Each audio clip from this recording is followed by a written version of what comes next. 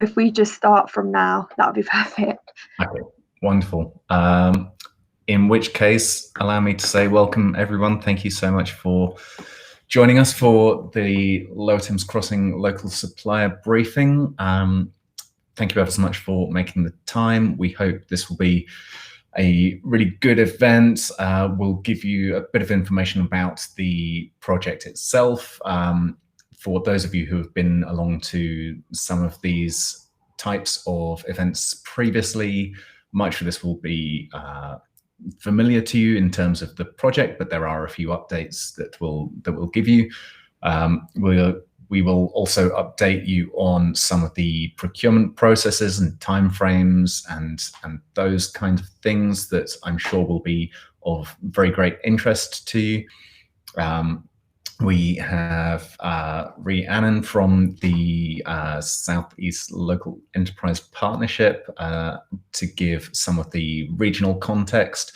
And we will also be presenting some of the learning pathways that we've set up with the Supply Chain Sustainability School to give you some real useful paths to make sure you are as prepared as you possibly can be for working on the Lower Thames Crossing. So hopefully it will be a really useful event.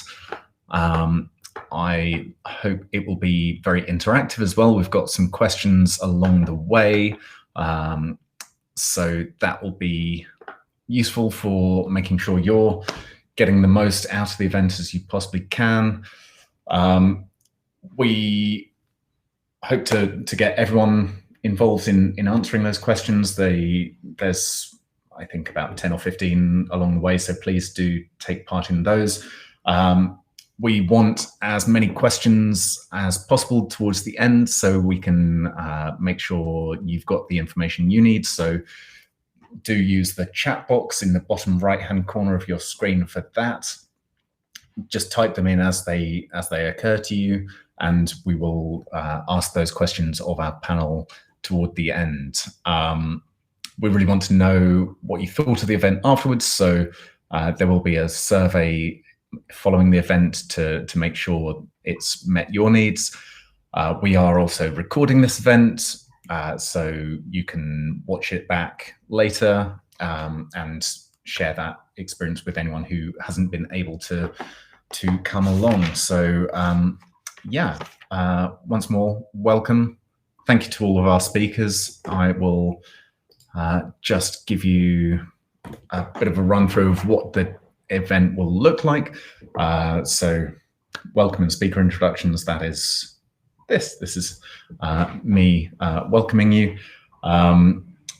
Rhiannon, as I said, from Southeast LEP will talk to the construction in the Southeast, which I think will be, given the current situation in the world at present, I'm sure that will be really useful. We will all be looking forward to a very infrastructure pathway out of the COVID crisis. And then we will have Mark, who is the Deputy Project Director of the Lower Thames Crossing, giving an update about the project itself. We'll then have a 5-minute break, so you can get a cup of tea, make yourself comfortable. Then we will have Kat, who is the Head of Procurement for Highways England's Complex Infrastructure Programme. She'll talk about opportunities for local businesses, which hopefully will be very interesting to you. That will also go through some of the procurement timeframes, the works packages that will be available and when those will be coming online. Then we have Ian talking about the support and the assistance we're putting in place with the Supply Chain Sustainability School. And that is a really useful way to make sure you're getting all of the assistance, all of the guidance you might possibly need for that. Then, as I said, we will have questions and answers at the end. So again, I will say, type your questions into the bottom as that occurs to you. We will come to those and make sure all, or at least as many as we possibly can be answered. And yeah, if there's any we don't have time for at the end, we will make sure we put answers together and circulate those at the end. This is how we will be doing the polls and the questions to you throughout the event. This is so we can get real-time feedback and present to you the sorts of knowledge and the types of businesses we have in the virtual room. So please go to menti.com on your phone. You can also use your web browser on your computer if that is easier for you. It's probably, well, depending on how you work, perhaps a little less distracting to have it on your phone, but entirely up to you. Enter the code when you're prompted, 7350355, and that will allow you to take part in the polls as we go. So yeah, looks like we have a few comments already, so that is good. Good to see people interacting. Do keep on doing that. Make sure you're using that chat box, and yeah, look forward to that. So, question 1. How many people work in your organization? So on your Mentimeter tab or on your phone on Mentimeter, if you could answer that question now.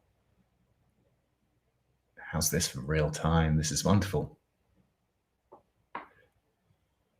Okay.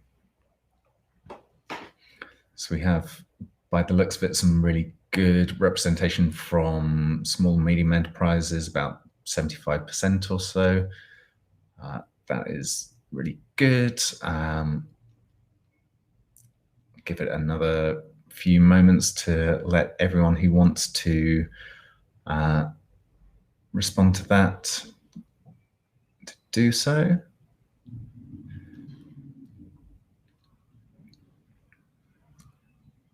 So where is your company based? Is the next question. So we want to know where you all come from. What region, at least, not prying too much into your personal business. So Essex, Kent, London, Southeast England, not in Essex, Kent or London, or further away, but working within the Southeast. Looks like really good representation from Kent and Essex, which is very exciting. Bit in London, bit further in Southeast, so that's lovely. Now, this is an opportunity for you to tell us what you're looking to get out of the session today, what you want to learn from the event or gain from the event. Tap in or type in 1 word up to 3 words. And this will generate, oh, how good is this? I love a word cloud.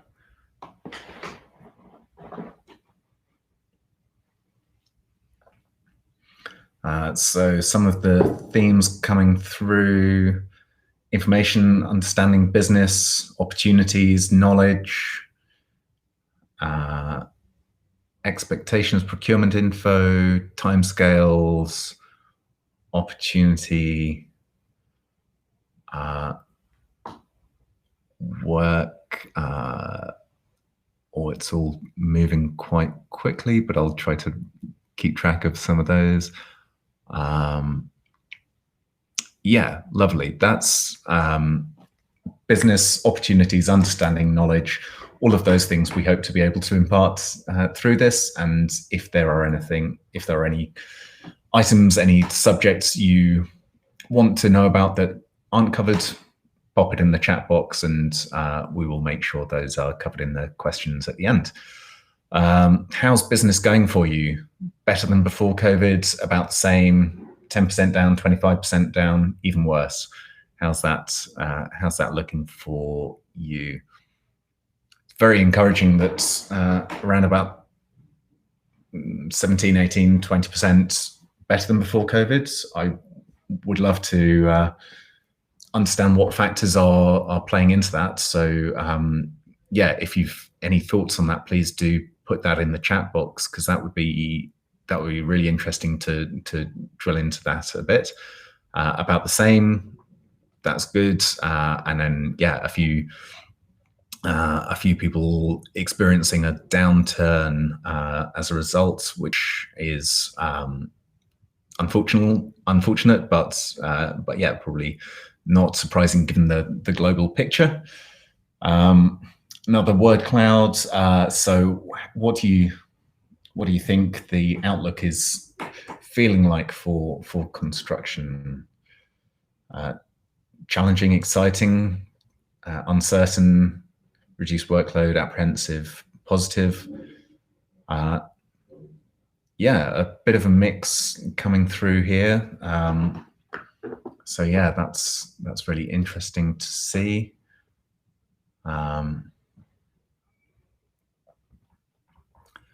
Yeah, some real positive results coming through there, as well as the more apprehensive. So yeah, really interesting results coming through. And for this one, where do you think the construction sector is heading within the next 12 months? Better than before COVID, about the same, 10% down, 25% down, even worse? Or another option that seems to have no text, but yeah, perhaps that's a not sure. So yeah, this looks to be most people hopeful, positive, or at least about the same. Yeah, it would be interesting to delve into what your thoughts on that are as well. Whether that's a reaction to the government's build narrative, or something more local, or yeah, again, pop it in the comments what your thinking is behind those, because yeah, that would be really interesting to bring into the conversation later. So where are we now? Okay, so now we have Rhiannon from the Southeast LEP. She's going to talk about construction in the Southeast. I'm going to mute myself and hand over. So thank you, Rhiannon. Thank you, Jay, and hopefully you can all hear me okay. Thank you, firstly, for inviting me to come talk to you today. I'm going to provide a bit of context around kind of economic growth position and wider sort of investment across the Southeast. So hopefully that'd be useful, sort of a addition to the sort of main Lower Thames Crossing conversation today. So yeah, my name is Rhiannon Mort. I work for the Southeast Local Enterprise Partnership. So those of you who aren't familiar with a LEP, we're a partnership between the private and public sector. So we bring together businesses with local authorities, further education, higher education, and giving a steer towards economic growth across the area. If I can get the slides to work, is the first test. So we cover a pretty big area, very relevant to the conversation today. So covering all the way from the north in Essex, through South Essex, Kent and Medway, and round into East Sussex as well. So yeah, very much set to benefit from the Lower Thames Crossing. I think the key is the Lower Thames Crossing is a real barrier to our geography and the way we work. It's very difficult to do business from Essex and Kent. I'm sure all of you who are on the call can list times that you've got stuck in traffic at the Dartford Crossing, and that's made you late for meetings. It's made you late, lose productive hours that you could have been, putting to better use. So really, I think we're all set to benefit from the Lower Thames Crossing overall, and that's why, as an organisation, we're really supporting the project overall and these conversations as well about how we can really maximise the local impact of the project. So overall, yeah, we're a big area, lots of businesses operating across the area. So 170,000 businesses registered, a big contributor to national kind of national economy as well. And yeah, as I said, the Lower Thames Crossing is a really important project to be able to increase productivity and economic growth across our area going forwards. As well as so my particular role within the team is to manage the capital programme. So we ourselves have a big capital programme of around 170 different projects. We're investing in anything from transport projects, skills, commercial space, a whole range of different sort of economic growth, regeneration sorts of projects. As well as that, though, we do cover a wider agenda. So things like skills agenda, where we're looking to work with education providers, colleges, universities and things to try and identify where there's gaps in skills. And particularly one of the things that really comes out of those conversations is this construction skills gap. We don't have as many people going into the industry as we need. So really it's looking at ways that we can try and sort of tackle some of those issues. The other main point is around sort of driving economic growth, so setting that strategy. And that's where the Lower Thames Crossing scheme is so important for us. I think we'll see the benefits in terms of that increase in productivity when it's actually constructed and completed. But what's really important now is that creation of jobs and the economic activity that will go on during the construction phase. So how can we really get businesses involved in the delivery and the wider activity during the construction phase? And that in itself is a huge opportunity for our area, particularly at these in these times. So yeah, really welcome the opportunity to come talk to you today, and I hope this event will be useful in terms of understanding the opportunities for businesses to get involved through the construction. COVID impact. So yeah, a very mixed picture. That was really interesting to see the infographics and the slides there earlier that presented the picture. I think we do know there's going to be a big negative impact on our economy. Our economy normally is around £90 billion per year, and we're looking to see about a £12 billion reduction this year. So that's a sizable impact in terms of the economic impact of COVID. The furlough scheme is ending, and we're already seeing this increase in unemployment as well. However, on the flip side, as we did see in those graphs that were just presented, there are lots of opportunities for business that they're seizing to adapt, to do things differently. And actually, the COVID crisis has created new, different opportunities for businesses that perhaps they were not expecting before. So through our own business survey, I think we've identified around 58% of businesses are saying they're actually changing and trying to do things differently as a result of the pandemic. We whizzed through slides here. Sorry about that. Get back to where we were. So I think what's really important here, though, is this message from government around build, build, build. So what we're really seeing is this investment in sorry, bear with me. What we're seeing is a real investment and push by governments to deliver. I'm going to ignore the slides because they seem to have their minds of their own. A kind of a new a wave of investment that's coming in at the moment. So our own capital programme, we've already got around £600 million invested in capital projects. In addition, government has now released another £900 million getting building funds nationally. So this is a really huge kickstart for our economy to get involved in new construction projects. And we've actually been really successful through that fund.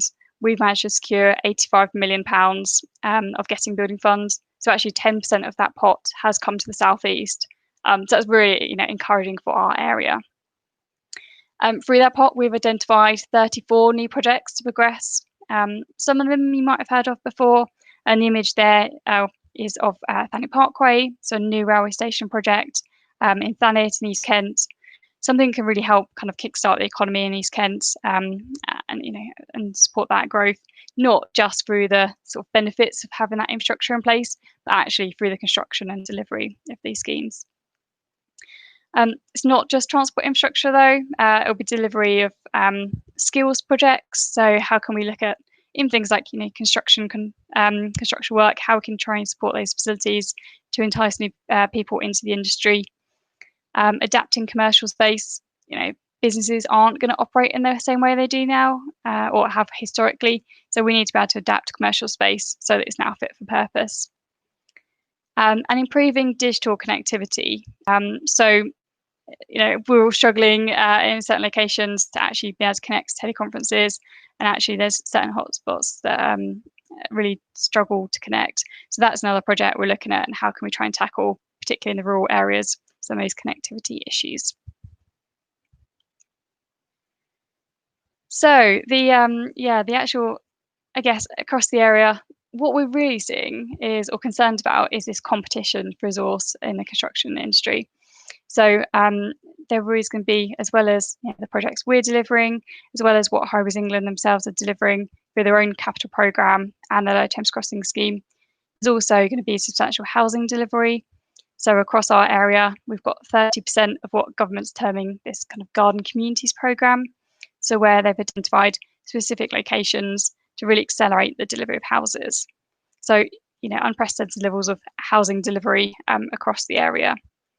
As well as port connectivity being really important, Brexit preparedness and how we're adapting to that.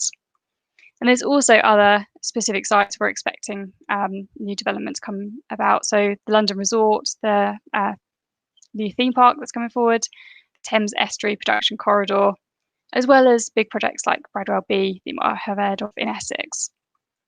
So really, I think we're concerned about this skills kind of shortage and how we can attract people into the industry to kind of help with these efforts. So I think the real message from me going into the discussions today are how we can really seize this opportunity to make sure the jobs around construction come into our area and we see our businesses benefiting from the delivery of the project. In the short term, as it goes through construction, not just construction jobs, but wider jobs across our area. Make sure we can retain that those benefits within our economy. So I hope you'll find today useful. I'm certainly going to listen of interest in the next few presentations. So thank you.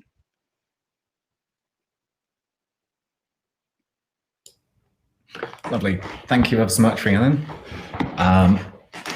I found that really useful, really interesting. I am sure everyone else did as well. So yes, I see some comments being added to the chat. So yeah, please do keep on doing that. Make sure you're putting your questions, comments, thoughts, feedback into the chat box. We will be coming back to those toward the end of the event. So we have another question. How do you feel about the Lower Thames Crossing? What are your thoughts, your views? Hopefully overwhelmingly positive, but long overdue and required. The first couple, absolutely. Opportunity, curious, excited, needed. Yeah. Legacy, that's a very positive one. Yeah, lots of people saying overdue, long needed, required, that sort of thing. Exciting, excited. That's perfect. That's exactly what we want you to be feeling about this project. I think it does present a real opportunity for businesses in this region to, as Rhiannon was just talking about, but it also provides some, I guess, both the economic but also the sort of more indirect benefits for the region, connecting Essex and Kent in a way they haven't previously been. Hopefully opening up new markets, new opportunities for businesses, for connecting those two regions. So yeah, a lot of really positive words there. That's tremendous. So yeah, very pleased to see that. Okay, I will now introduce Mark Bottomley. Mark is the project's Deputy Project Director. He will give an update about the project itself, where we're at. Some of you may have recently been involved in the consultations we've run, so we'll touch on that. And yeah, I will now hand over to Mark. Thank you, Mark. Jay, sorry, I don't know whether this one might be coming back to you, because I know Mark had experienced some signal issues. We may be struggling to get Mark accessible and presenting. So yes, I will. Hello, you've got. Oh, we've got him. This is Mark. Can you hear me? Wonderful. Yes. You can go for it. So Jay, if you wouldn't mind doing the slides, I'm happy to talk them through. So apologies to the rest of you. I'm actually having to do this by phone. Not ideal, but I'm. Jay, I will leave to you. If I'm losing out, I'll have to hand back to you. But so Mark Bottomley, Deputy Project Director, Lower Thames Crossing. Been with Highways England for 4 years. I've been on the project for about 6 months. Jay, would you mind moving to the next slide, please?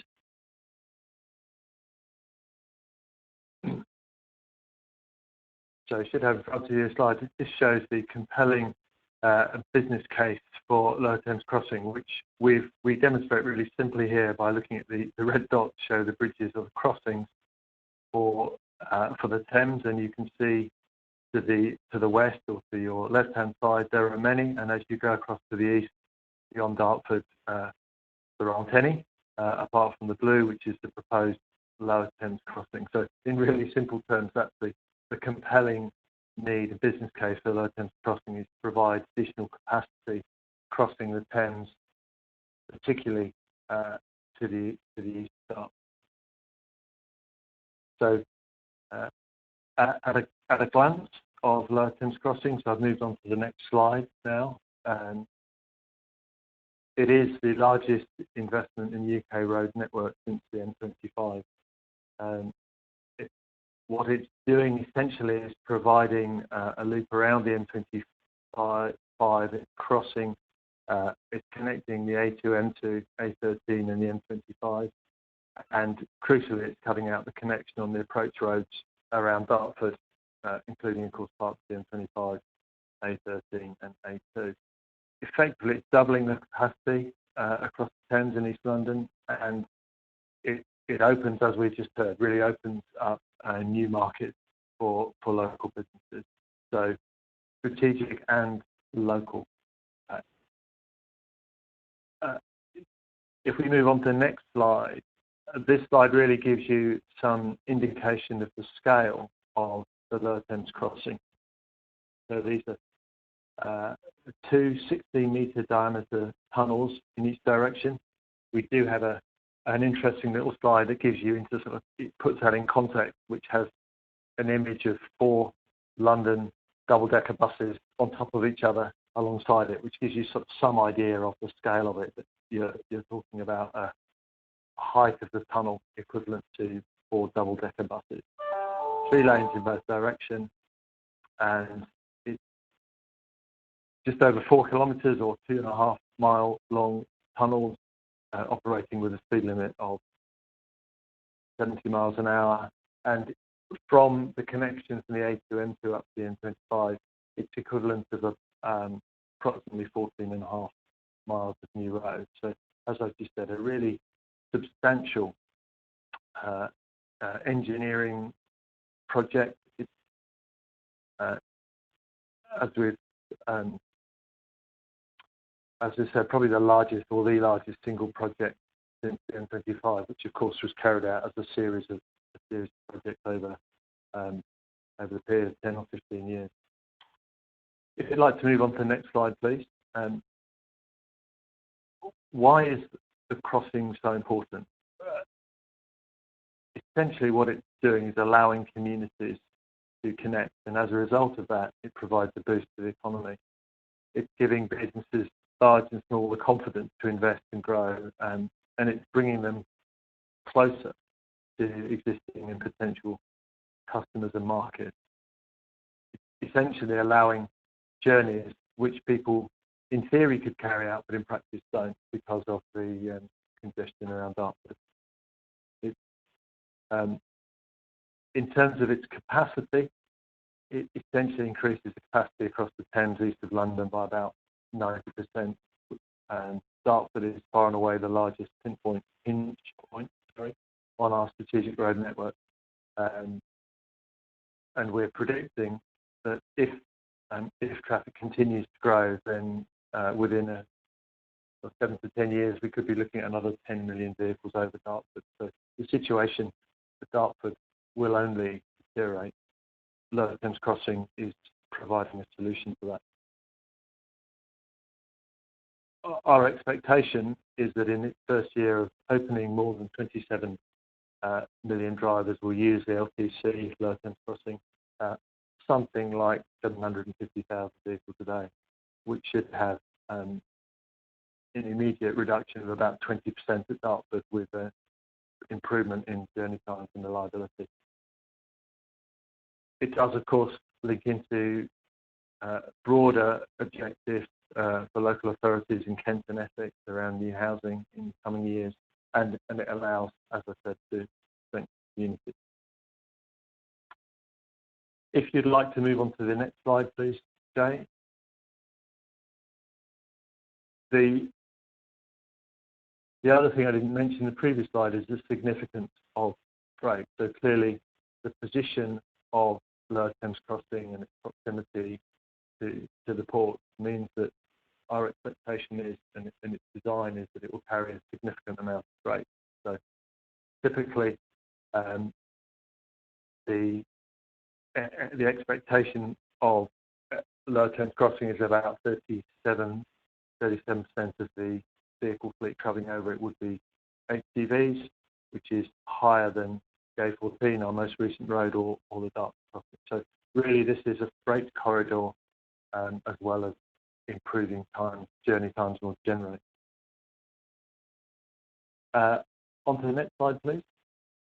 So where are we today, and where are we going? What's happening over the next 12 months or so? So we're in the middle of community and market engagement. You'll see on later slides how I'll explain the engagement we've done so far. We're continuing with the program of ground investigation, which we started last year. That essentially providing design information for the construction of the tunnel and for the procurement processes. We will be submitting the development consent order, which is part of the planning requirements of the project, and we will commence the competition for the 3 main work contractors. Okay, if you go to the next slide, please. So in terms of consultations, we've carried out the statutory consultation, the most significant road consultation in the UK, 29,000 responses, 60 events, 15,000 people attending those events. In addition to that statutory consultation, we carried out at the beginning of this calendar year a supplementary consultation, where we had looked at some revisions to the scheme since the consultation. Again, we had a large number of responses, about 6,000 responses. We were nearly through that when the COVID-19 impact occurred, and so we had to resort to an extension and telephone consultations. But that also was considered extremely successful at the time.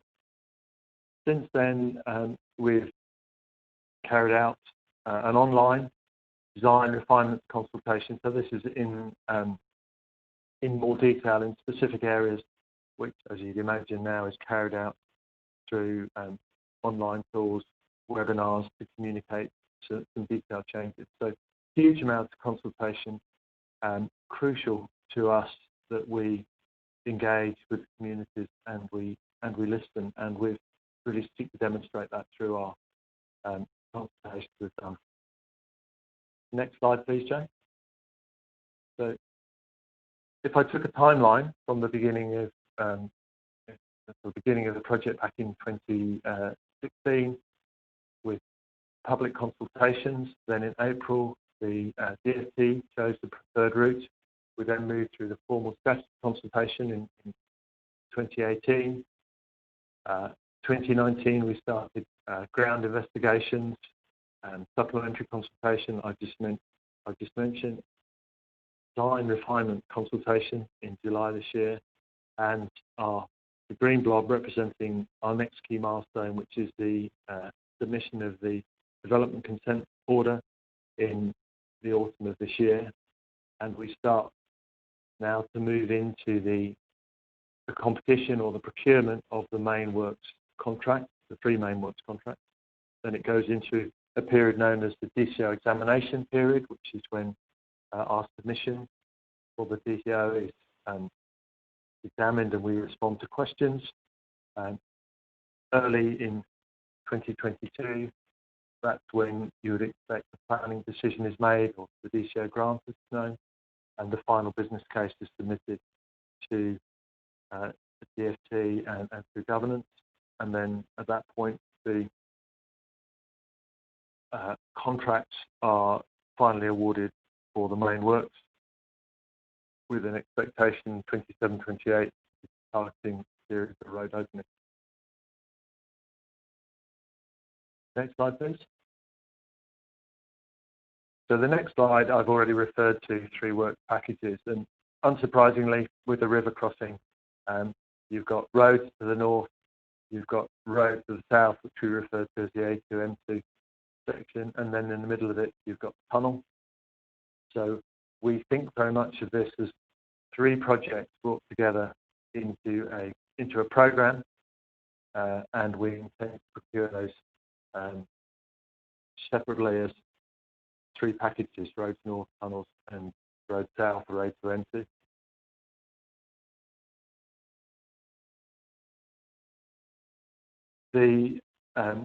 Across the length of the route, we are now carrying out enabling works for archaeology, ground investigation, utilities, some advanced environmental work, so protected species translocation and site establishment, as well as planning for the intelligent transport systems, the technology we need to run the road. So those packages are running across or along the length of the scheme, and certainly in terms of ground investigation and the initial phase of archaeology trial trenching, they're quite well established.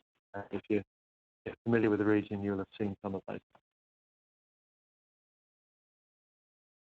Okay, so onto our next slide, please. In terms of our sort of desires and objectives of upskilling and creating a sustainable supply chain, we're seeking to line up with the government aim for 1/3 of the spend on goods and services to be by SMEs by 2022, either directly or through the supply chain. So we're really keen to use SMEs, and we are seeking to help you to strengthen your businesses and give you the tools to be in the best shape to do the work on this and other infrastructure projects. We see that this project will deliver employment and educational opportunities in the region. Project of the scale can provide opportunities for training, structured work placement. We have apprenticeship targets. We hope to exceed the 5%. Slightly different across the individual projects. The tunnel, while the largest single of the 3 contracts, because of its mechanisation, has a slightly lower labour element per £1 million spent than the roads. But on the average, we want to exceed 5%, and we want to promote the use of SMEs and local businesses, aiming to leave a legacy of skilled and empowered SMEs. So next slide, please, Jay.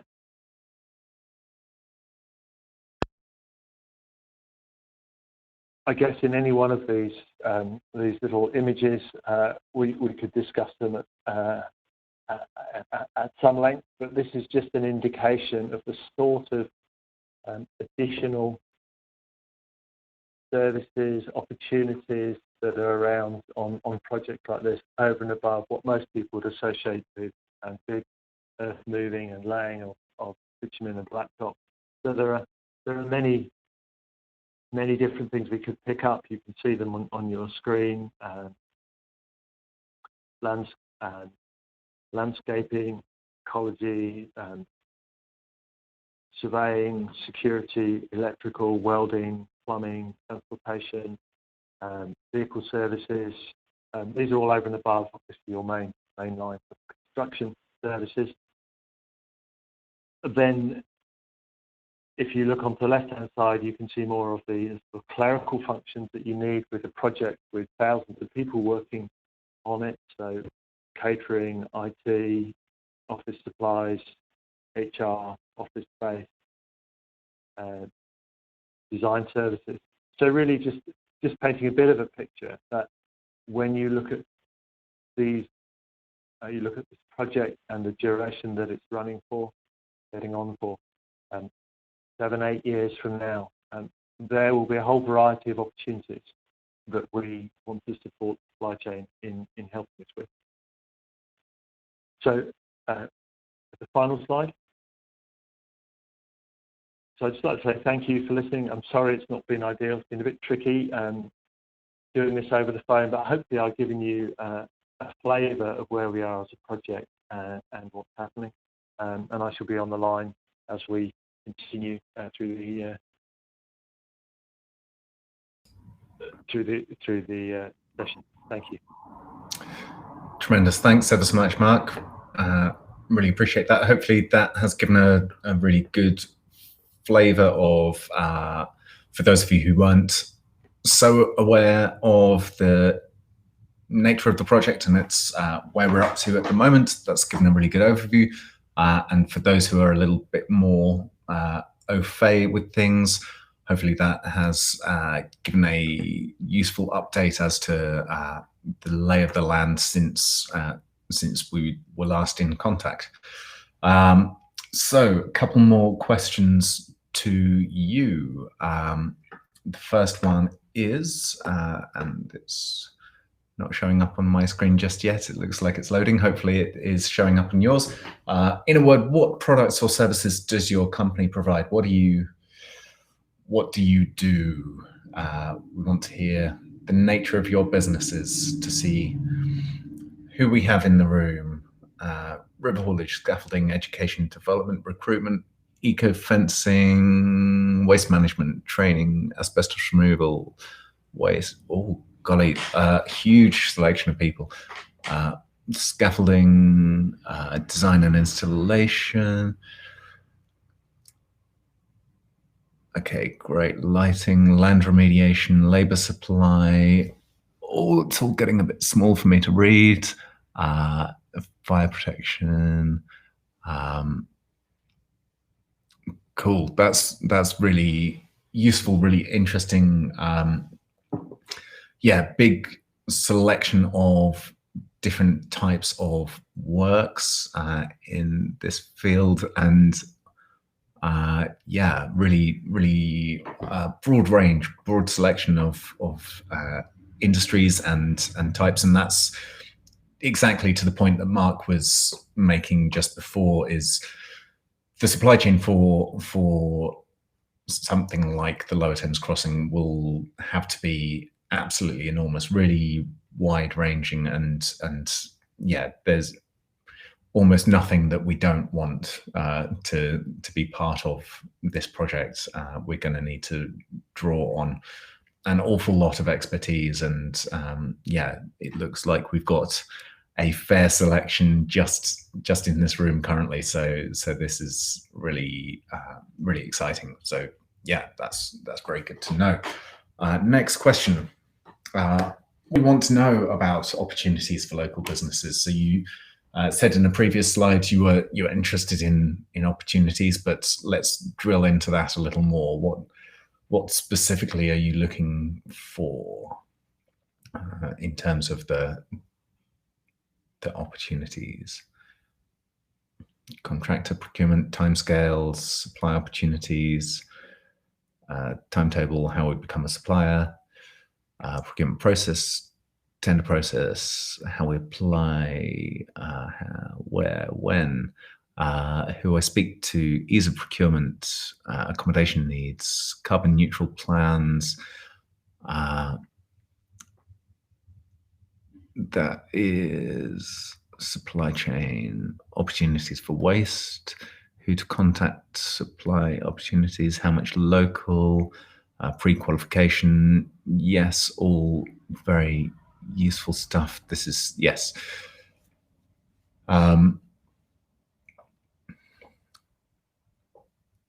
Yeah, some really interesting points coming through there. And our next speaker will touch on a number of these. We can also go into more detail with the questions at the end. If there are more specific things you want to know on this, please do use the chat box in the bottom right-hand corner of your screens. So yeah, I can see a lot of people feeding in to that at the moment, so that's tremendous. So before we get on to our next speaker, we are going to have a 5-minute break. So my clock is saying 2:48. So if we come back here for 2:53, that will be delightful. I will mute myself until then, and we'll introduce Katerina at 2:53. Speak to you all very shortly. Go and make a cup of tea, make yourselves comfortable. Look forward to speaking to you again very soon.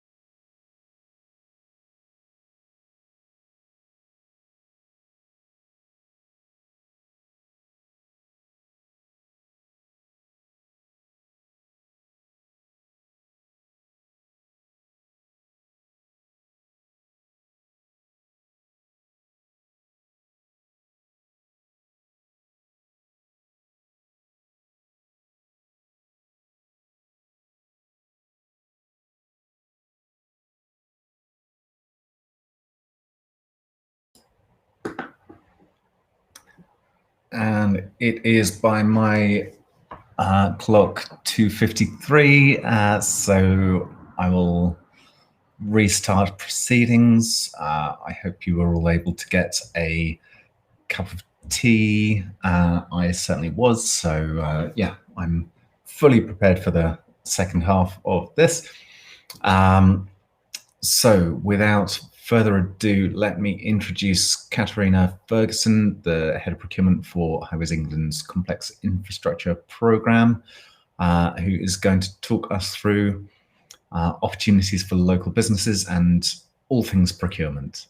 Possibly not all things procurement, but some things procurement.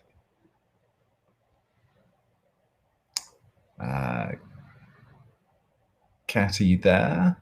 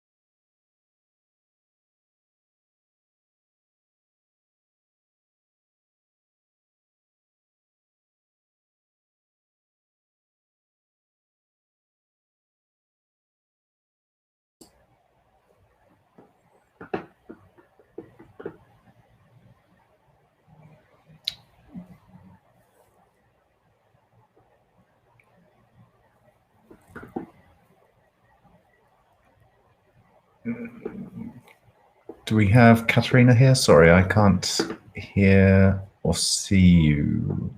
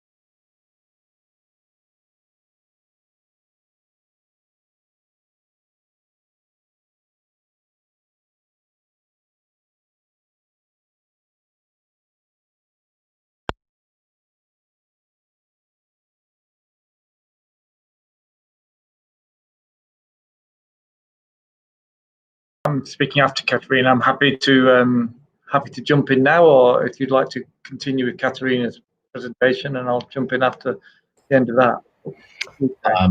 Yeah, maybe let's skip to Ian, and we'll have a workaround in the back end, and hopefully find Katharina before you're done. Thanks, Ian. So I'll introduce Ian. He's the director of the Supply Chain School. So yeah, go for it. Thank you very much, Jay. I'll just flick forward to my slides there. There we go. Well, good afternoon, everybody. I've been following the chat, and on the chat, lots of questions about the use of local suppliers, lots of questions about your social value. There are lots of questions about using local suppliers will help us to keep our carbon footprint lower, etc., etc. So, great questions, and also lots of questions about timescales. So I'm sure that Katharina will get on the line and talk about those timescales afterwards. But what jumped out to me about the timescales was when clearly Highways England were going out to contract. They'll be going out to contract for some major packages of work, and under those major packages of work, they will no doubt be engaging the traditional large tier 1 organisations. However, there are lots of opportunities with those large tier 1 organisations, and what Highways England have put in place is a process of support, which we're kind of getting ready to supply, which Supply Chain School is here to help you with. And this is unlike any other major project which has been done in the past, where what normally happens is those major contracts are let, and then the main contractors are told, go and find local suppliers. What we're trying to do here is actually take a step back and say, well, how can we provide help to local suppliers to make sure that they're fit to supply, make sure they're understanding the needs of Highways England, so and then ensure that when we go out to contract with some of those bigger tier 1 contractors, we already have a range of local suppliers that we know are fit to supply, are right for the market, understand what drives Highways England, etc., etc. So no excuses, just taking away some of those objections we hear sometimes from the tier 1s. So that's what this program of support is actually all about, and hopefully we can pick up on that under the questions and answers later on. So for those of you, I know there's a number of you on the call, I've seen some of the names which are very familiar because we did a series of 5 workshops when we travelled around the southeast earlier in the year. Remember that, pre-COVID days, when we were actually able to get out and about and see real people. But the supply chain school is about educating the supply chain to major contractors and to their clients. Clearly with organisations like Highways England, they've got large supply chains. How do we deliver that? Well, we've got an online platform which enables us to deliver support online to organisations, many local and small organisations, like we saw when Jay did those polls a little bit earlier on. In terms of the school's reach, we currently have across the UK over 10,000 different suppliers on there, over 75% of those SMEs, and we've got about 33,000 people who are learning through the supply chain school. So obviously it's working. It works in lockdown world as well, which is great. Highways England is just one of our partner organisations who fund us. But as you can see on that screen there, I'm sure many of you on the line will say, yes, I already supply to a number of those organisations. The beauty about this, of course, is that you've got a range of clients using the school's materials to give a common and consistent message to the marketplace around issues such as waste, such as carbon and decarbonising the supply chain, such as modern slavery, such as using local suppliers, such as social value, etc., etc. This common message out to the supply chain about the need to improve our performance, improve our knowledge in these areas, and we can only do this as major contractors and clients by using the supply chain who understand about these issues. Hence the need for education, and hence the platform that we've actually got. So we have this common and consistent ask from your clients for improvement around those issues we're talking about. How do we deliver a net zero built environment by 2045 or 2050, which the government's mandated and we all know is necessary? How do we deliver less waste on our projects so that we can improve our productivity on site? Clearly, at the moment, where many of the sites we're all working on, we're struggling with productivity issues, with social distancing. So how do we, how can we become more productive? How do we go about doing that? School's got lots of learning materials around these issues, and hopefully you'll find those very useful. Highways England have set 5 priorities, 5 things that they would really like their SME supply base in Kent, Essex, the fringes of London, and the wider southeast England area to really understand. And those 5 priorities you see on the screen in front of you, it's like, we would like to know that the businesses we're working with have a clear sustainability strategy, that they've thought through what are the sustainability impacts which are relevant for them. Because not all of us can deal with all of the sustainability issues which are out there. The school deals with about 17 different sustainability issues. But if you're a labour supplier, for example, you won't be concerned with embodied carbon within the concrete that Highways England will be buying to line the tunnels. But you will be concerned with issues around fair pay, issues around apprenticeships, issues around employment, issues around zero-hours contracts, issues around modern slavery, etc., etc., etc. So we want to be able to see that companies in our supply chain, in the Highways England supply chain, have got a clear sustainability strategy which articulates what are the sustainability impacts which are important for them. The next thing, which is obviously right up there, is carbon. I've already alluded to that point about carbon, how important carbon is. The government, society has set targets, the world has set targets around what we need to do around carbon. and that we need to get to a net zero carbon world by 2050. That's a big challenge. But we shouldn't forget what we've already done as a country. We already have reduced our carbon footprint by about 40%, but that means we've got a long way to go. So how do we contribute to that as suppliers to major contracting projects like this? There's the embodied carbon, there's the carbon which is used by the supply chain, there's our operational carbon, etc., etc. But there's also the carbon which is used by the cars which go through the tunnels. And so people have got great innovation about low rolling resistance to use less carbon, etc., etc. Come up with some great ideas for us. Yeah. The next issue is around waste.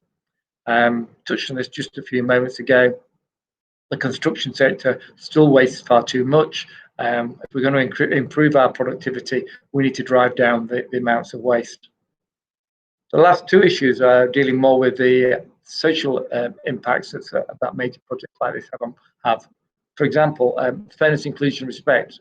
We heard from Rhiannon about the large number of construction projects which are getting funded at the moment in the Southeast region. That's creating a competition for resources. And whilst on the one hand we're hearing about lots of the likelihood of lots of unemployment, on the other hand we're hearing about skills shortages in the construction sector. And it might not just be skills shortages; it might be companies which are where we need to redeploy and reskill from one area of construction into another area of construction. So, under the piece of fairness, inclusion, and respect is how do we go about making the industry better for all? How do we go about actually looking for a wider and more diverse pool of talent that we call upon as an industry? And this is something which is really important to Highways England and other major clients as well in the infrastructure sector. It's not just Highways England; it's Network Rail, it's HS2, etc., etc. And the final priority is around modern slavery. The modern slavery legislation came in, and we will have all been intrigued to hear things like the boohoo up in Leicester around modern slavery issues, or the alleged modern slavery issues in their supply chain. Organisations over 35 million pounds turnover have to put in a modern slavery statement every year. That modern slavery statement, though, relates to their supply chain. It's not just their own organisations for labour. They have a duty to understand what are the issues within their supply chain and their suppliers' supply chains as well. Is there any forced labour? If you're buying parts from overseas, low-cost countries, is there forced labour in those? And what are we doing to overcome such issues? I think it's probably safer to say as an industry, there is modern slavery in the construction supply chain. There probably is modern slavery in all of our supply chains. We just don't know where, and we need to do something about that. And because of the new laws which have come in, it's incumbent upon us all that we understand about this, understand what our responsibilities are as suppliers to organisations like Highways England. So those are the 5 priorities that Highways England have set. We've then put into place 2 ways to get help. You can get help through a series of virtual workshops. So one of the challenges my business has had over the last 6 months is, how do we take the 300 training courses that we used to deliver in a classroom and put those online? We're doing lots of that now, and they're getting very well received. Virtual workshops, interactive workshops, are 2 to 3 hours in length. They're limited to a maximum of 24 people. Everybody with their cameras on at one time. You're instructor-led, able to speak to experts, able to network with other businesses out there as well. So we're putting on virtual workshops which relate to each one of those 5 subjects between now and the end of October. It's a chance for you to come along, all free of charge. And we're also putting on a range of online support. You can go to supplychainschool.co.uk and get online support at any time. But in addition to that, we've also put in place some what we call learning pathways, where we've selected learning within the supply chain school, which you can then go through those learning pathways, and you can get a specific Highways England badge, which says that you've gone through the learning pathways, you've got that knowledge in your organisation.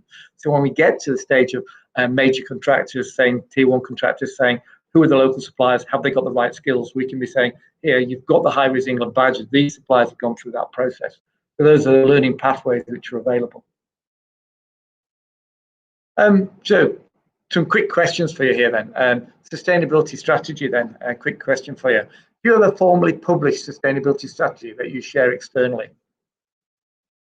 The answer is yes, no, or is it in development? Which is a polite way of saying we haven't got one yet, but we're going to get one.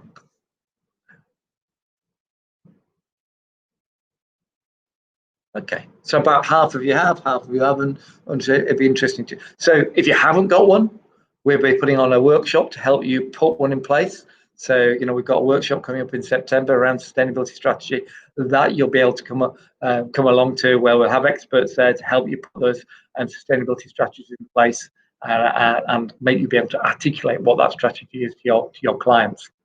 Moving on to the next question then. What issues should you think your sustainability strategy should cover? So just again, we're used to this now. Type in a word that you or up to 3 words of issues that you think your sustainability strategy should be covering. Recycling, we call that waste and circular economy. Legacy, good, interesting, yeah. Looking at social value is another way of looking at that. Materials, yeah, sourcing, responsible sourcing of materials. Waste management. Life cycle, yep, very important looking at the life cycle of the products that we'll be buying. Reusable environmental management, carbon is there, social values in there, carbon footprint is in there, emissions is in there, so lots of things there, yeah. So you can see from there we have a spread of things which need to be in there. And as I said only a few minutes ago, how important it is for us to actually understand which one of those issues or which of those issues we need to be looking at as individual businesses. That's what the sustainability strategy and workshop will help you to understand. So moving on to the next question then.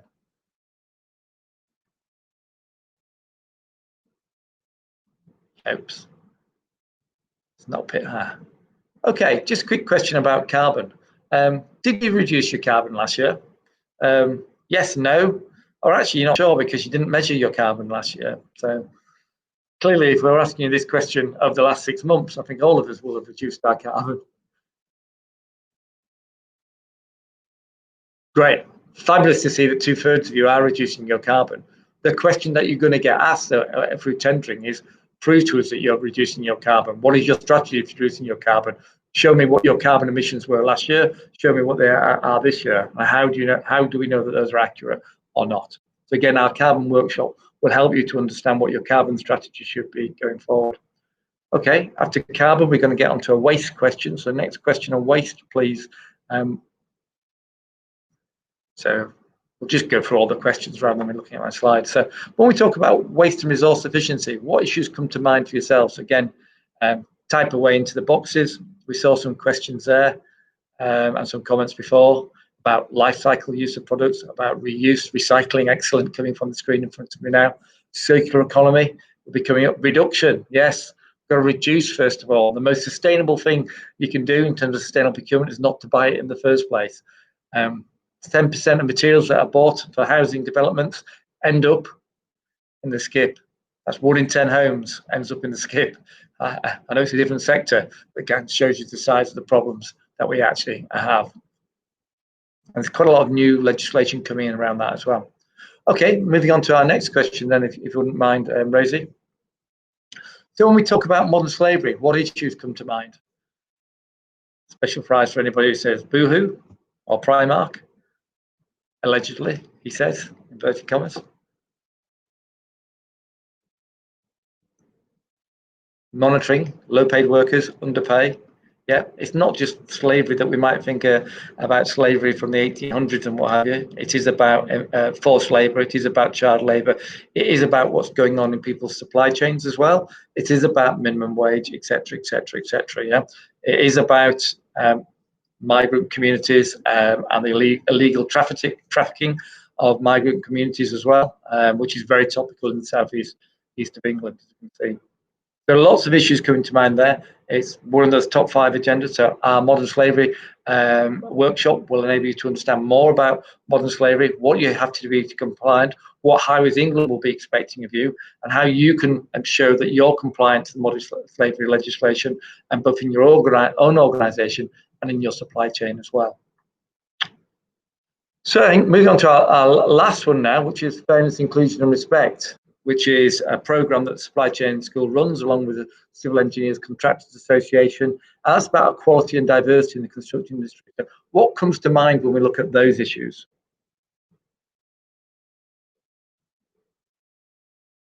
Experience, equal opportunity, equality of opportunity, absolutely.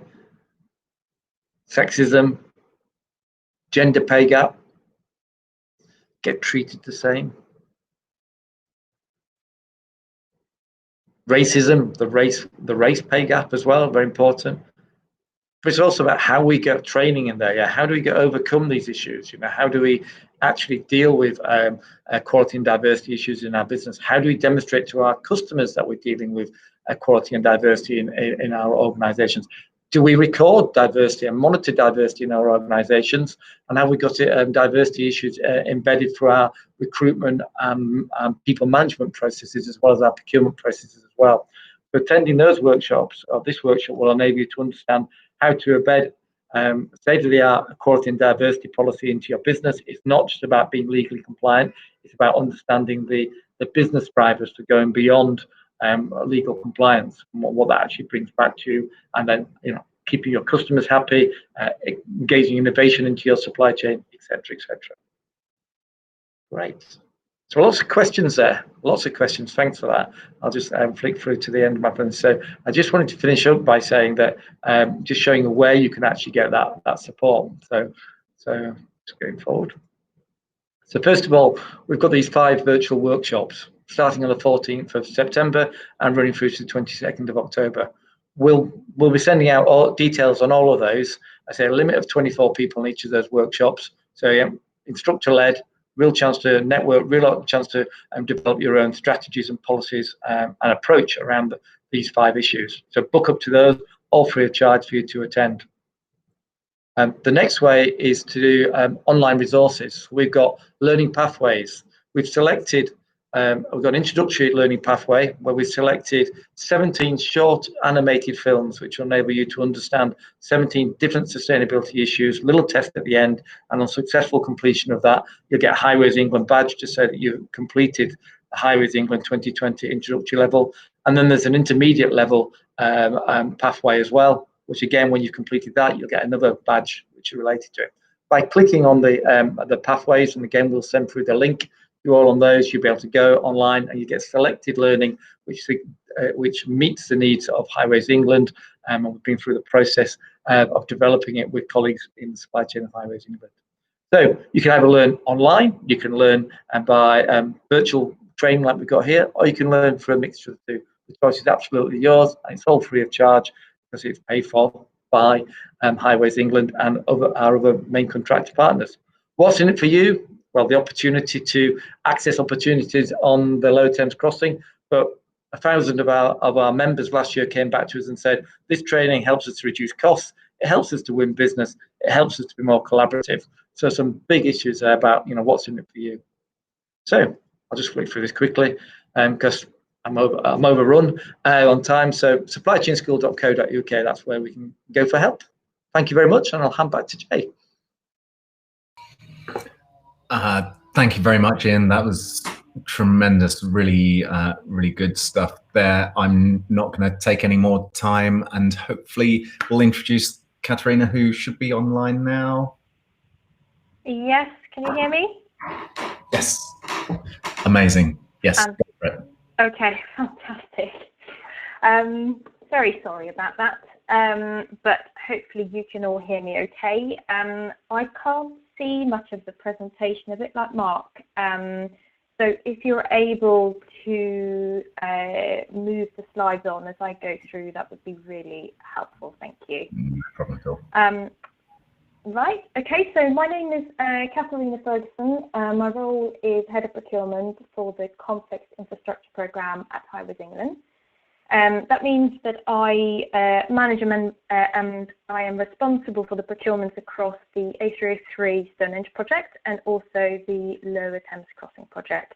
I joined Highways England in 2018 and I have worked in commercial operations before joining the Major Projects Directorate and Procurement. If you go to the next slide, please.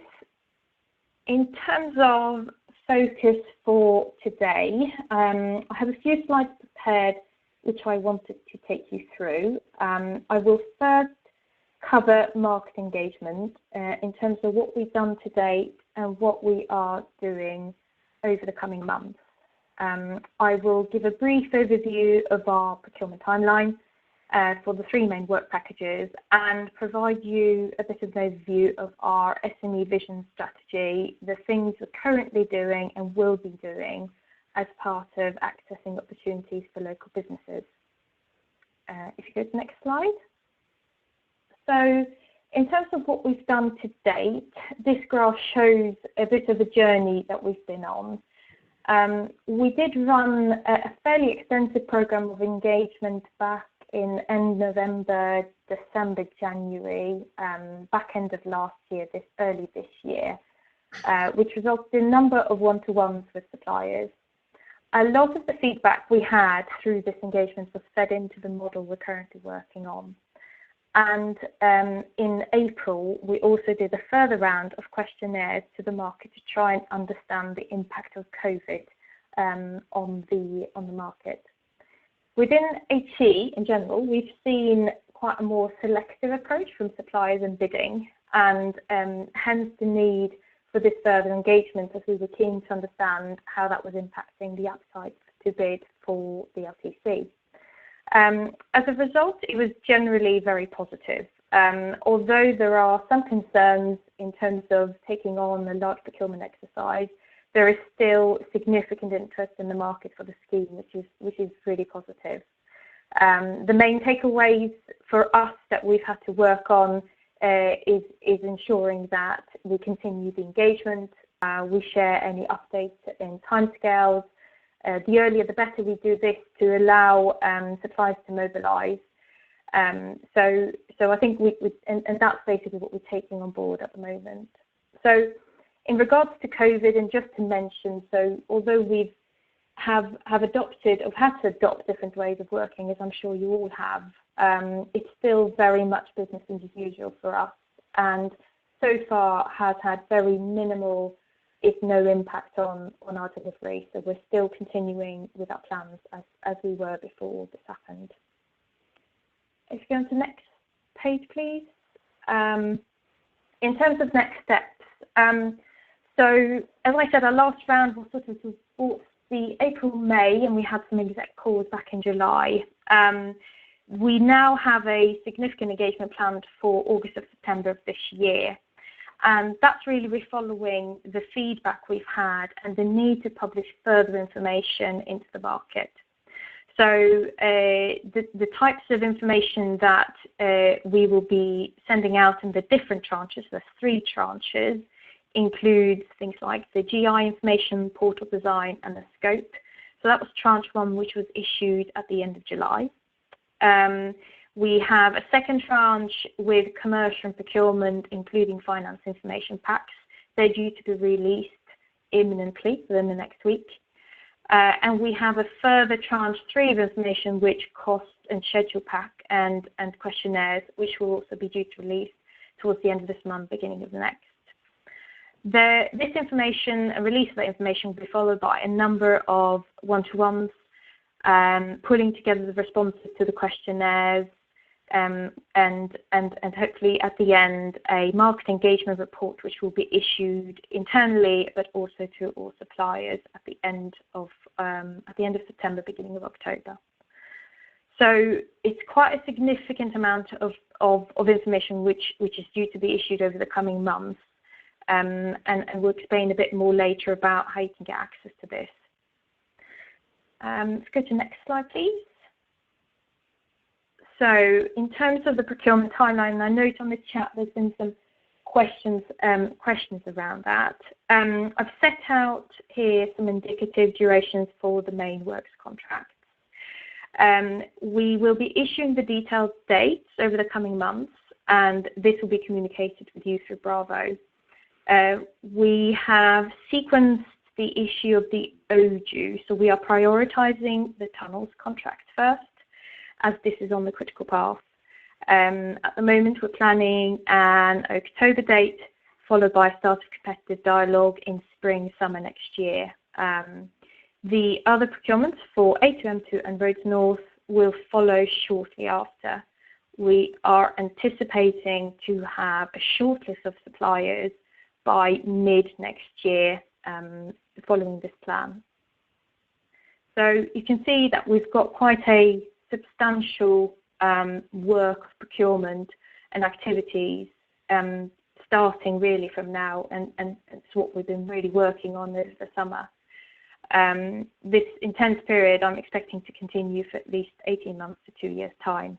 So that there's a lot going on at the moment. Right, next slide, please. So in terms of SME vision and strategy, we are committed to enabling SMEs and local businesses to thrive and take part in the projects we're doing.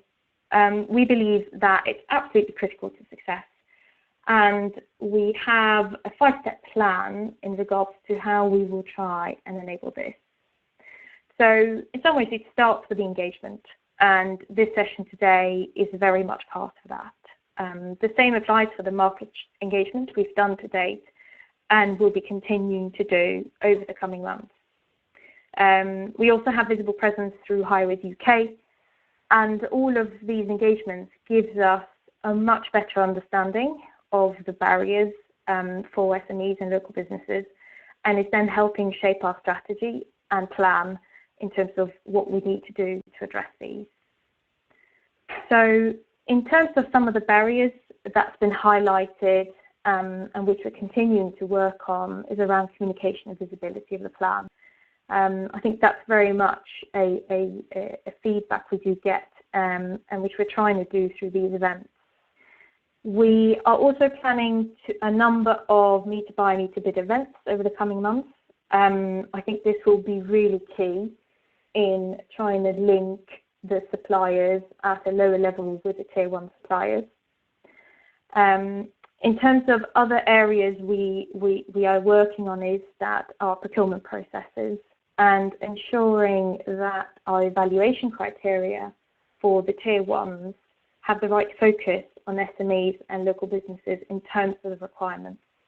And I'll share a bit in an extract in a later slide about the types of areas we will be looking for our Tier 1 suppliers to commit to, which will help the SME landscape. In some ways, that goes into the contractual requirements, which again has got a large focus on the use of SMEs. You know, things such as fair payment terms, project bank accounts, the requirements for supply chain engagement plan, and so on. So these are all part of the sort of the contractual requirements that we put in place, again, in order to encourage the SME spend. We have also a commitment in terms of an aspiration for 33% of our contract spend to go through SMEs, and that's in line with sort of the government commitment, and we will be working hard to ensure we have that in place for LTC as well. In regards to document requirements, which again are related to the procurement process, we're looking at ways in which to streamline these so that our requirements are clear and appropriate to the work. Some of the feedback we've had from SMEs is that a lot of the requirements are the same for a £1 billion contract as they would be for a £1 million contract. And clearly we are looking to change this to ensure it is more appropriate. In terms of next steps then, this is really about monitoring spend and ensuring that we are meeting the targets we have set. We are ensuring that our Tier 1s are meeting the requirements and following through on their tender promises. The final step is around feedback and lessons learned. We believe this is really important to ensure continuous improvement so that we can get better. Next slide, please. So in terms of the balanced scorecard, so I mentioned earlier about what are we as a client doing in terms of ensuring that these requirements for use of SME and local suppliers is actually happening on the ground. And one of these is through applying the balanced scorecard and ensuring that the objectives that we've set at a very high level is carried forward into the evaluation criteria. So they have to demonstrate that this is something that they will be doing. And then in the contractual space.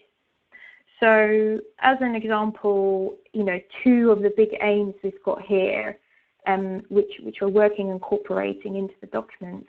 First one is help improve opportunities for local business development, and the other one will be around encouraging the local supply chain to be involved.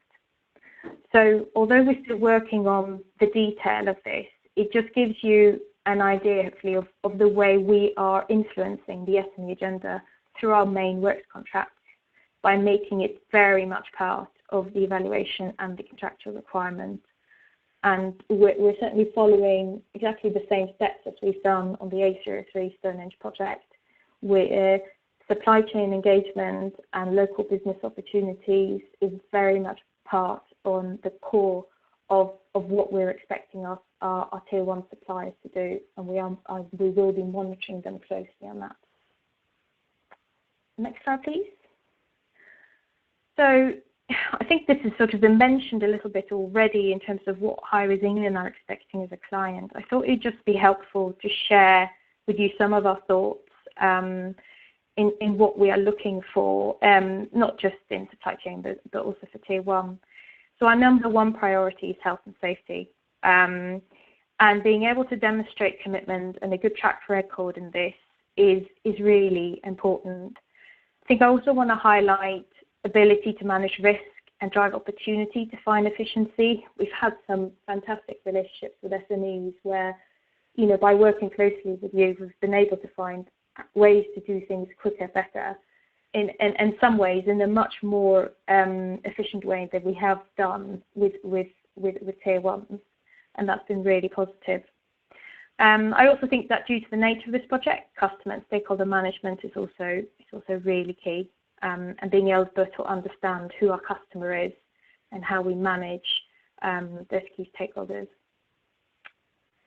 So in terms of my final slide, so we have got a website which I've put on that slide deck. If you need any information, my biggest suggestion really is to click onto that. I think it will give you the links to most of where our information sits and how you register, etc. There's also a inbox which I forgot to put on the presentation, but I will send to Rosen. Maybe she could distribute it. It's called sitmarketengagement@highwaysengland.co.uk.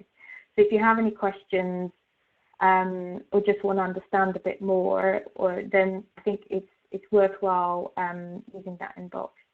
Hopefully all the information should be on the website, but we value your opinion and your feedback, so please get in touch.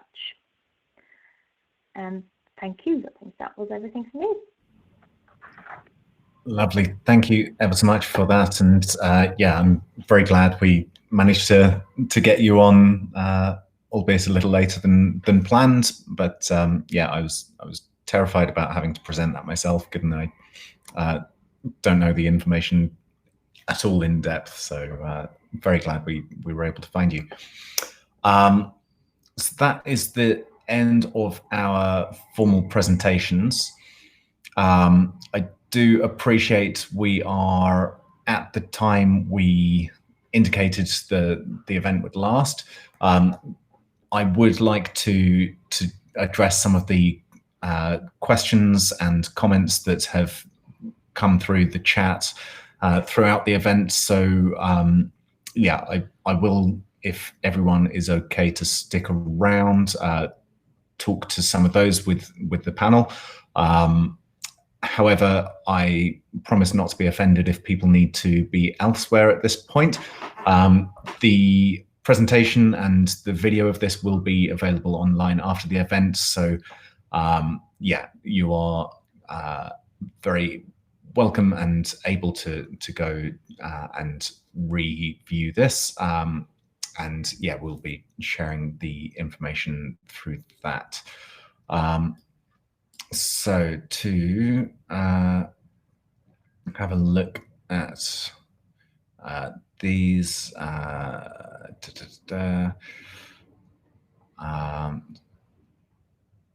so someone talking about the opportunities, the positive feeling HS2 and other large infrastructure projects cause a large amount of growth. I think that's absolutely right.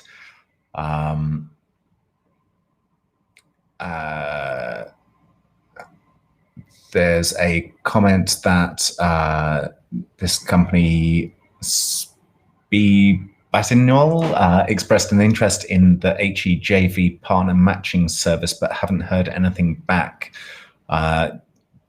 Is that something, Kat, you're able to talk to? Is that something you're familiar with? Yes. So the JV matching service was originally sort of targeted for Tier 1. However, we, and that was originally just for introductions to people, but we will be looking at that again, and I think initially it will be through the sort of Meet the Buyer event. Would be, I think if you pay close attention to Bravo, we will be issuing further information on that, and we will definitely ensure that there is a list you can go on, and you'll be introduced to those Tier 1s as they go through their procurement process. Okay, lovely, thank you. Another question from Christopher Casey: will the presentation be shared after the event? Yes, it will. It will be available online. So yeah, do watch out for that. We'll circulate a link. Will the project monitor postcodes of labour employed on it? I believe that is the intention, Kat. Is that your area, or? Sorry, what was the question? Will the project monitor postcodes of labour employed on it? That's yeah. So to check the locality of the labour supply. Yes, I think so. The only reason I'm saying I think so is that we have done elsewhere, and I haven't seen the plans for that, but it would surprise me if we didn't. So, you know, accurate reporting of supply chain spend and where we're spending on local businesses is pretty crucial to ensuring we get it right. So it will be one of the areas we look at. Yeah, absolutely. So yeah, that's very much in keeping with the motivation to make sure as much labour and as much opportunity is given to local people and local businesses as possible. Do we have a commitment? This is a question from Lisa. Do we have a commitment to majorly use local firms on this project? Yeah, to the point that that Kat talked to before, the government target is, I think you said 33% SMEs. Hopefully we can smash that target. I think there are challenges to the point that Mark made before. One of the most significant contracts will be the tunneling one. There aren't firms that make tunnel boring machines in the UK, so we have challenges like that. I'm not trying to make excuses for that, but there are. Yeah, we are hoping to maximize the opportunity to spend as much from the project as locally as possible. Yeah, but some of it will need to go elsewhere. But yeah, certainly we would hope to do better than that government target. I think it would be fair to say. Rhiannon, I thought there were planning issues with the garden communities in Essex and 2 of them weren't going ahead, says Robert. Is that something you're... Can you hear me okay? You know, I think there'll be... Can you hear me? Yep, great, okay. I think there'll be garden communities at different stages. There'll be hurdles that each of these need to overcome, partly around, you know, making sure all the infrastructure is in place to enable, you know, the houses to progress. So I think it's certainly not a case that none of them are going ahead at all. There's certainly plans across Southeast area, Ebbsfleet just being one example. That's an early starter in terms of being a garden community, and we can see the scale of development that's now taking place there. So yeah, they'll be at various phases, but yeah, certainly progressing. Not all of them, and there will be challenges, but certainly I think it's right that those housing targets remain there. Cool, thank you. Daryl asks, can we ensure local contractors are used by any companies rather than just the cheapest they can get? Yeah, I think that's one of the major drivers behind this initiative, behind the partnership with the Supply Chain Sustainability School. We are trying to remove as many possible obstacles as we can to the tier ones engaging local companies. We are incredibly keen that that as much of the project spend remains within this area as possible. Yeah, I think the points that Katerina talked through hopefully address some of that concern. Jay, just coming in there from my perspective, I think what was really encouraging to see when Katerina's presentation there was the balanced scorecard. The fact is, you are looking at a whole range of issues, not just price. And the other issue, which was probably got out on the little circular approach into the Highways England in terms of attracting suppliers, letting contracts, removing barriers, but that monitoring, which is really, really important. So you're going to be monitoring when you let tier one contracts, the tier ones deliver against their promises. So to what degree are they letting contracts based upon the balanced scorecard? To what degree are they using local suppliers, etc., etc., etc.? I think that's very promising to see that. Absolutely. Katerina, did you want to add anything to that? No, I think thank you for that. I think to be honest, it's one of the areas which we really want to put as much effort in as we can, because I think as a client we have the ability to influence that quite significantly. And so, it's ensuring that the promises made at the tender stage are followed through all the way to the end, and it doesn't just become lost. So I think that's definitely where we are focusing our efforts now going forward.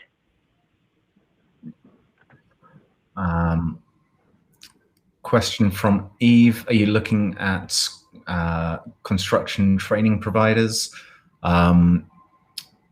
Yes, we have a skills strategy that we're working with education providers, training providers, schools. Yes, we are. Yeah, that's a colleague of mine is driving that. But if you would like to email me after the event, and this goes for everyone on the call, feel free to drop me a line and yeah, ask any further questions you have. jay.francis@lowerthamescrossing.co.uk. Yeah, send me an email and give me your details, and I'll make sure those go to the correct person. Darren asks, will this be a toll road like the Dartford crossing? Yes, it will be. I understand the plan is that essentially prices will match across the two, so there's no preference between one or the other. That's a discussion happening above the project level, but yeah, that's my understanding of where that is. A question from John came along to one of the previous events and represents Museum of Power and a bed and breakfast. The museum wants to offer display space, and bed and breakfast wants to offer accommodation. Lovely. You've provided your details there, so yeah, I'll drop you a line and we can continue that conversation. One of the main ways, though, as Katerina mentioned, go onto the website that she put up on the slide, which there it is. And that will have details about how to sign up onto the procurement portal, and so you can get updates and information on that. That portal is called Bravo. We are also, I believe, going to be using or stipulating the contractors use Compete For, which is how those the smaller contracts will be disseminated out. That has a really good track record from its inception for the 2012 Olympics. That's been really great at bringing on board local SMEs to projects. So yeah, that's exciting as well. But yeah, in the meantime, Bravo is a really good way of getting the latest information about procurement.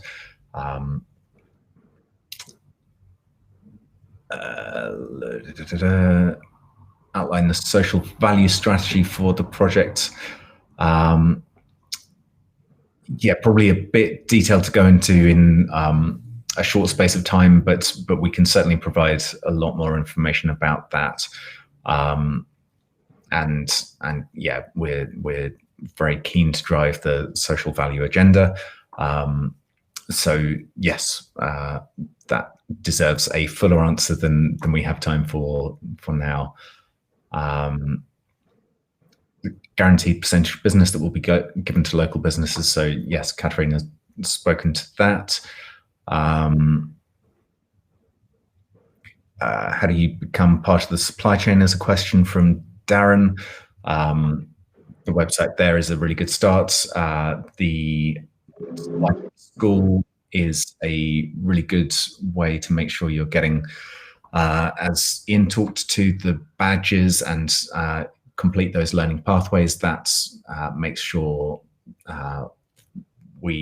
all of those priority areas, the priority learnings, are covered.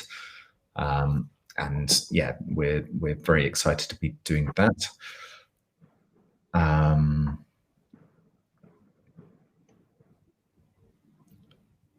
David asks about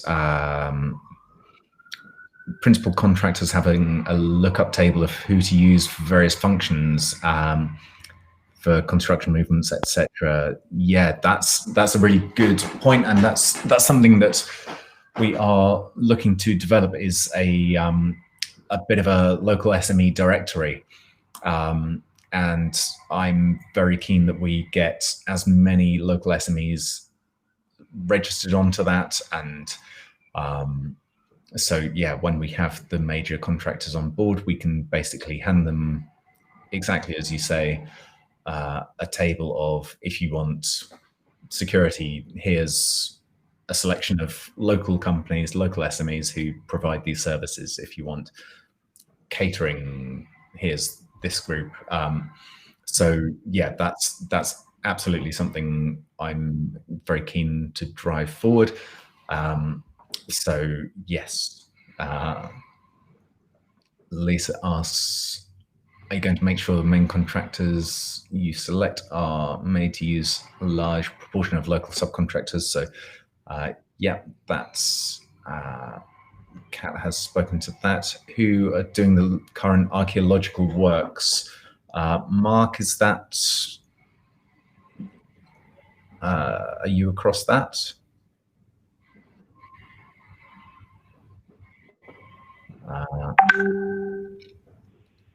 We may have lost Mark. Mark, yeah, he's not on.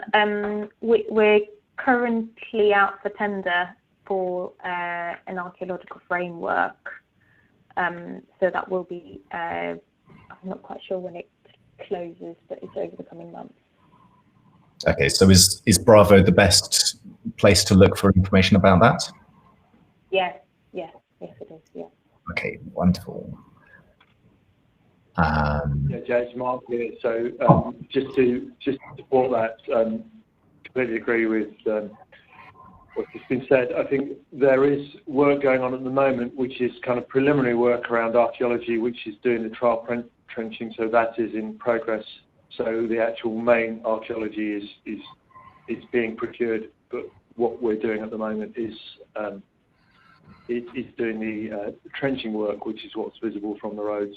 So that's basically machine excavation. So some of the work has been procured, but the bulk of the archaeology is still going through the framework, as Kat said. Okay, wonderful. Robert, from Haven Gateway Partnership, we offer a funded package of mentoring and innovation grants for SMEs in construction services and product sector for companies in Kent, Essex and East Sussex. So yeah, that's a really good resource. We've had a few conversations with them about those services, and yeah, certainly would encourage anyone who has a need for mentoring, innovation, support, anything along those lines, get in touch with them. Robert has put his contact details on there. Yeah. Jay, thanks for coming on that as well. I do know the iConstruct project is a really great project, and thoroughly the 5 kind of major priorities that you put out as Highways England, the carbon, the waste, etc.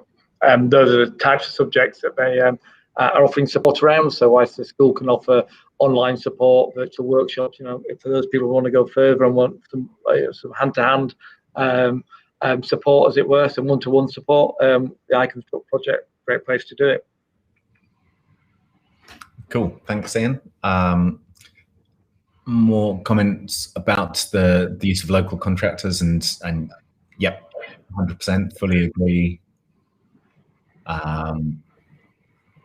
Yeah, we've got a lot of other comments and questions here. I do want to respect the fact that that those have been asked, but I'm conscious we're already fairly considerably over time, and so yeah, what I think we'll do is take these away and put some responses together and get those back out to you, because yeah, I do think each one of those is worth responding to and replying to,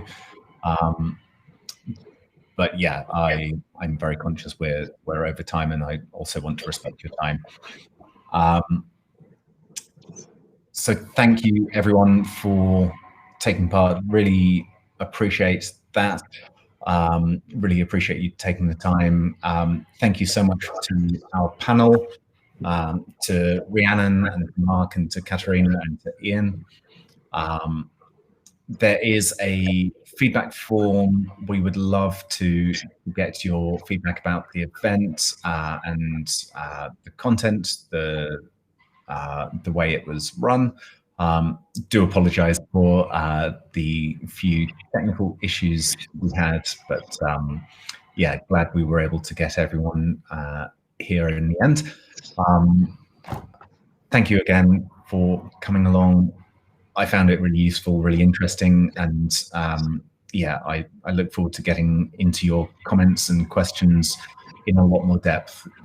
So yeah, thank you everyone. I will end the event now, and look forward to hopefully working with you all soon. Thanks, Jay.